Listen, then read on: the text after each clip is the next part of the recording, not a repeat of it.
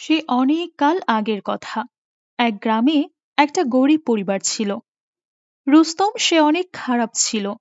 সে দিনভর মদ খেত আর জুয়া খেলত। আর তার স্ত্রী ছিল খুবই পরহেজগার। মা, আমাকে ইসলামের দিনের কথা বলুন। হ্যাঁ আমার লক্ষ্মীটি। মা, উম্মতের সুপারিশ কে করবে?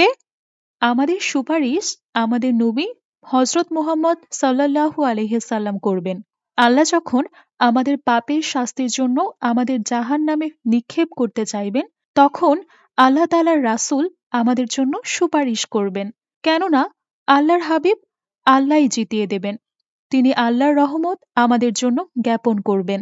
মা, হযরত আলী রাদিয়াল্লাহু তাআলা আনহুকে সেজদায় কেন মেরে ফেলা হয়েছিল?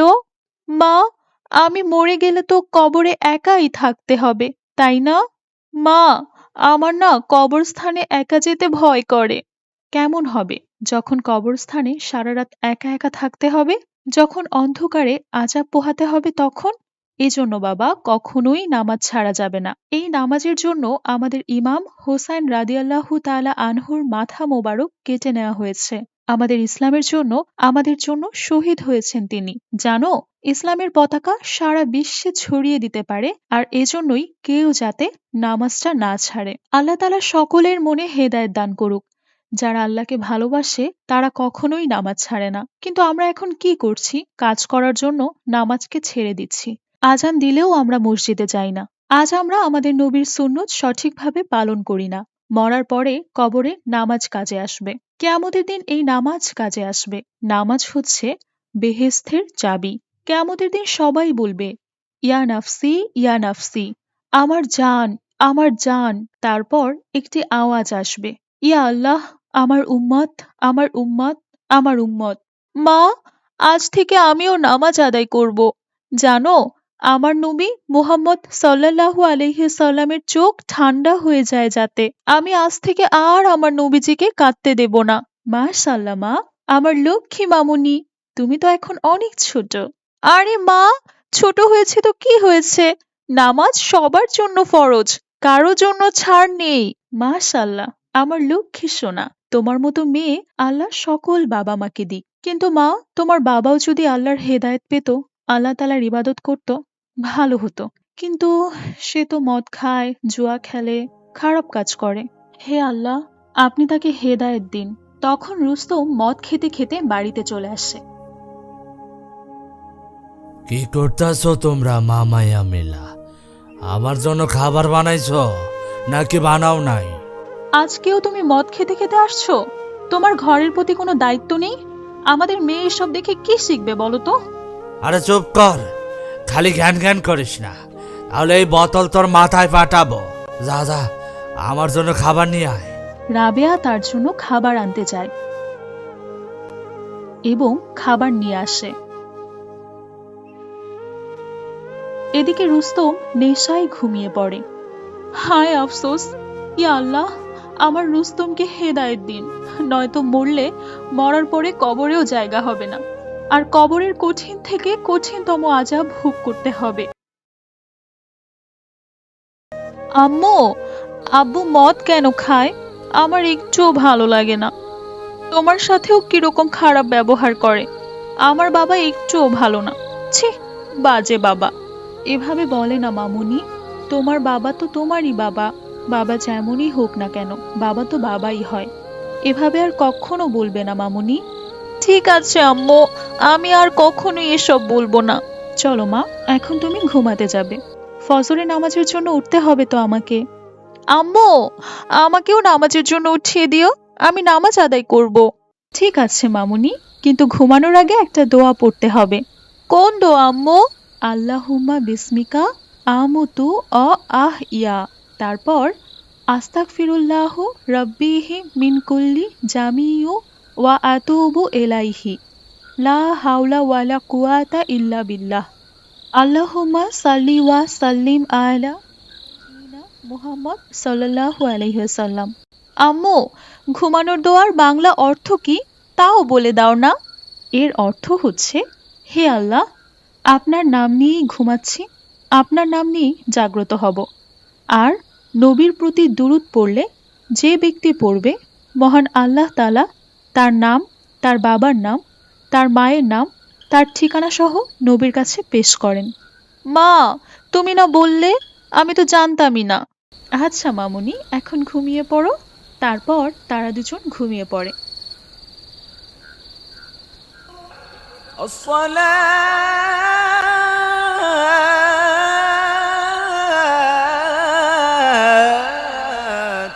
خير من النوم রাবেয়া তার স্বামীকে নামাজের জন্য ডাকতে লাগলেন। এই যে শুনছেন, ফজরের আজান হয়েছে, চলুন উঠেন, নামাজটা পড়ে নেই। আরে যা, তুই পড় তোর নামাজ। তোর নামাজ আমারে কি দিছে? এই গরিব জীবন যাপন ছাড়া আর কি দিছে? যা, তুই পড় তোর নামাজ।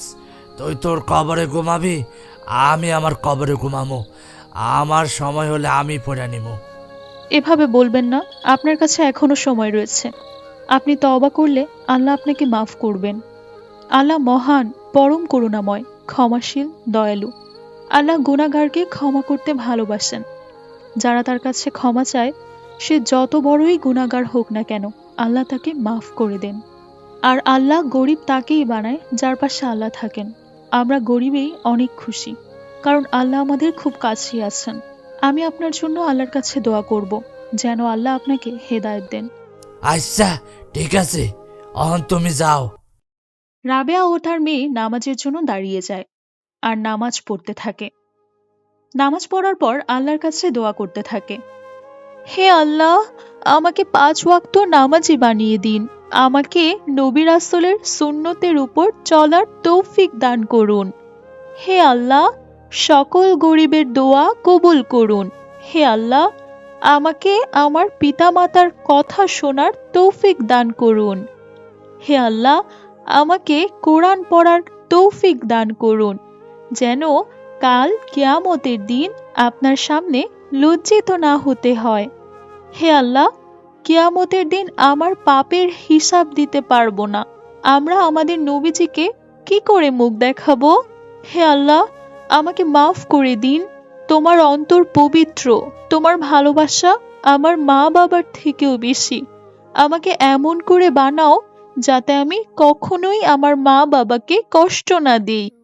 আর হে আল্লাহ, আমার বাবাকে হেদায়েত দাও, তাকে নামাজি বানিয়ে দাও।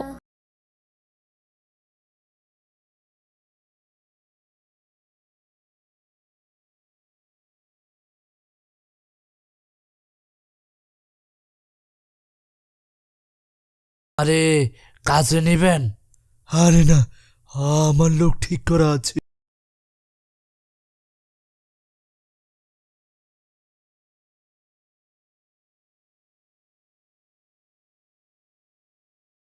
লোক লাগবে, কিন্তু তোমাকে লাগবে না, যেতে পারো। তাকে কেউ কাজ দিতে রাজি হলো না। তারপর একদিন সে তার স্ত্রীর গহনা চুরি করে জুয়া খেলতে যায়। সে সেখানে জুয়া খেলে হেরে যায়। তারপর সে মন খারাপ করে বাড়িতে ফিরে যায়।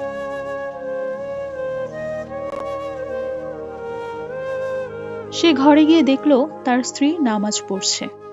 হে, এ তো সব সময় নামাজ পড়তে থাকে। কে জানে এ এত নামাজ পড়া সে কি করে? আরে, নামাজ পড়া হইলে এবার আমার জন্য খাবার নিয়ে আসো।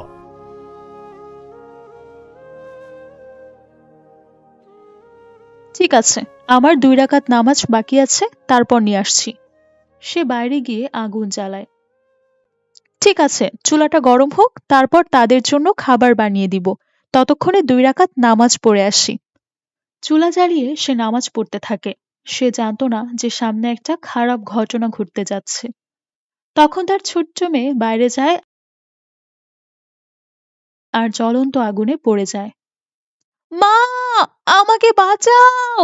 বাবা, আমাকে বাঁচাও! তখন রুস্তম হাফসার চিৎকার শুনে দৌড়াতে দৌড়াতে বাইরে আসে। সে এসে দেখে তার মেয়ে চুলায় পড়ে গেছে এবং জ্বলতে জ্বলতে হাফসা পুড়ে মারা যায়। এসব দেখে রুস্তমের অনেক রাগ হয়।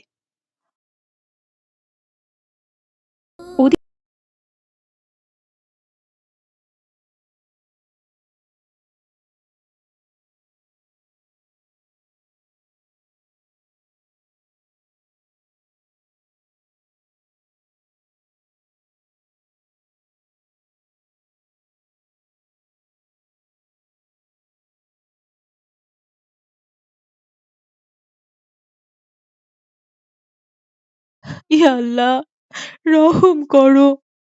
দেখ, তোর নামাজ তোর মেয়েরে ছিনায় নিছে। আমি তো গুনাহগার, আমি তো আজ পর্যন্ত কিছুই পাই নাই। যা একটা মেয়ে ছিল তাও ছিনায় নিছে তোর নামাজ। কোথায় তোমার নামাজ? কোথায় তোমার আল্লাহ? তোমার আল্লাহ কি আমার মেয়েকে আবার ফিরিয়ে দিতে পারবে?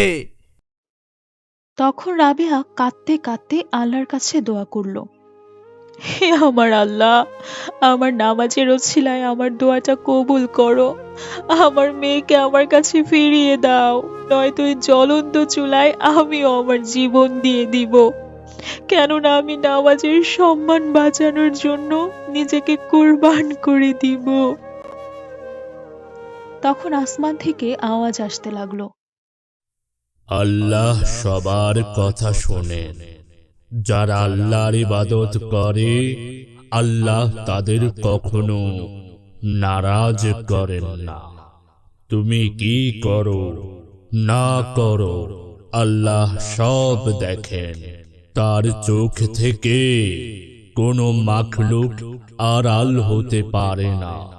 এই দুনিয়ায় তুমি ধন সম্পদের পিছনে ছুটেছ, একদিন সব বিলীন হয়ে যাবে। তোমার রবের ইবাদত করো, আল্লাহ তোমাদের দুনিয়া ও আখিরাতে মঙ্গল দান করবে।